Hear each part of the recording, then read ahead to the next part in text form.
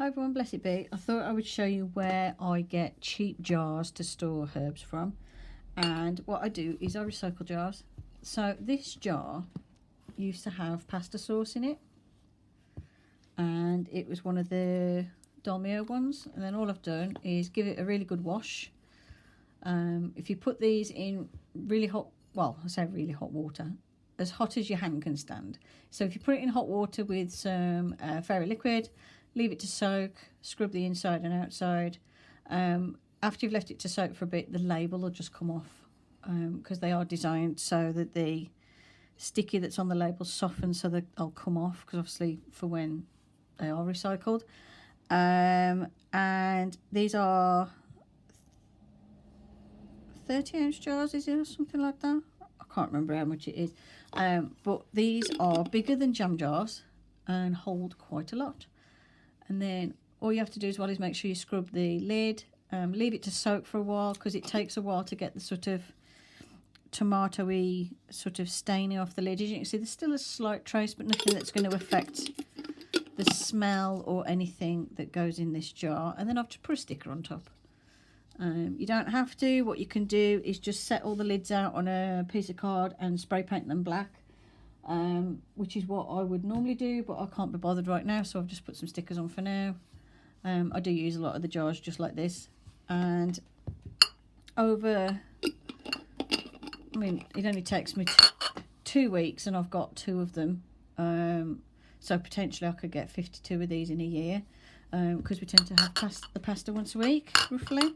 I've currently got 3 here, and then the rest are all in my cabinet with stuff inside. Now, a word for when you are storing stuff in these: if you are storing dried herbs and they're not for human consumption, then just cleaning it with the soapy water will be fine, and leaving it to dry.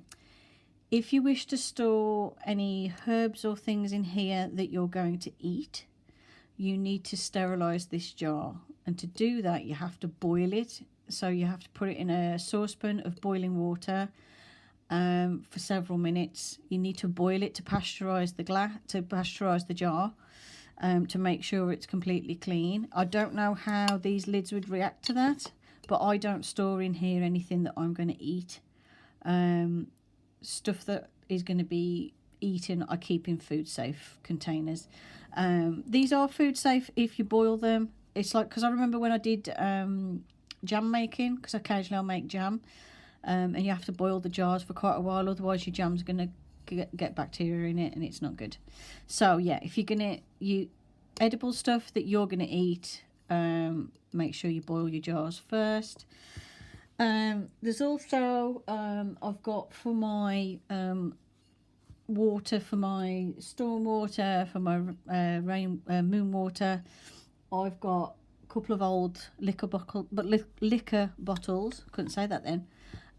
They are from when we had some mead, and they've got like these nice robust reusable corks in them, like fake corks. It's not made out of cork.